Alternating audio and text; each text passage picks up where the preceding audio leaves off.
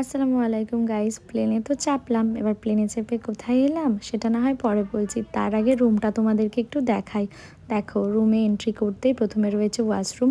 একটা খুব সুন্দর ক্লিন ওয়াশরুম। মানে ওয়াশরুম যেমনই হোক ক্লিন থাকলেই ভালো লাগে, তাই না?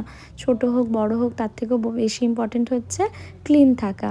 তো আমি তোমাদের একটু ওয়াশরুমটা দেখিয়ে দিলাম। এইবারে চলো বেডের দিকে যাই।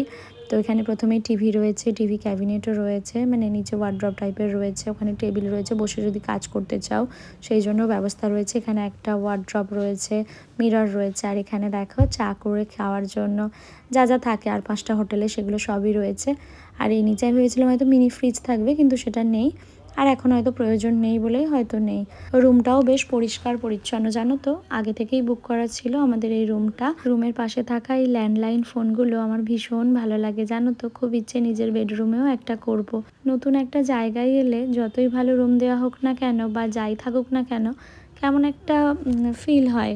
নিজের ঘরটা যেমনই হোক সেটাই বেস্ট, এটাই মনে হয়।